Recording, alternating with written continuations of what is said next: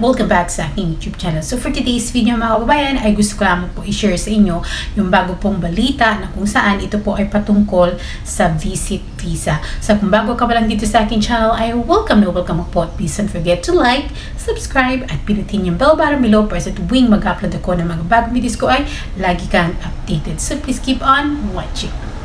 Yung lahat mga kababayan and welcome back again sa aking YouTube channel. And for today's video ay isa na naman pong impormasyon para po sa mga lahat ng mga kababayan natin na nagbabalak pumunta ng UAE gamit ang visit visa.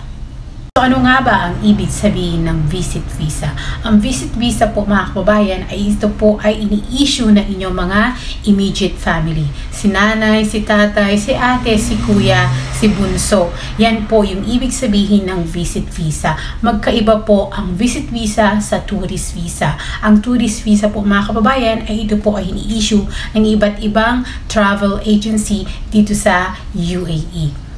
Po sa balita mga kababayan ay kailangan na po mag-present ng show money ng passenger na gustong pumasok ng UAE gamit ang visit visa. So magkano nga ba yung show money na hinahanap o kailangan mong i-provide papasok ng UAE? So ito po ay nagkakahalaga ng 3,000 dirhams at kung i-convert natin sa peso ay ito po ay nagkakahalaga approximately ng 45,000, depende po ito sa palitan. Sa show money, pwede po nasa ATM ninyo, sa bank account ninyo, pwede din po nyo dalhin ng any kind of currency, mapapeso man yan, mapadollar man yan, pwede po as long as ma-meet nyo yung 3,000 dirhams. At hindi lamang din po show money ang kailangan nyo din po ng proof of accommodation, hotels, yung bahay na pupuntahan ninyo o yung pag-i-stayan nyo dito sa UAE.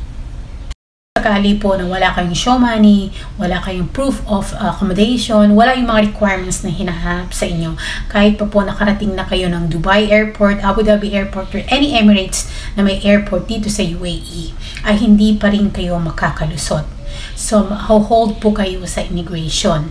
So, kailangan nyo po muna i-kompleto yung requirements niyo bago kayo makalusot ng immigration dito sa UAE. And worst case scenario po is pababalikin po kayo ng bansang Pilipinas kung saan man kayo nanggaling.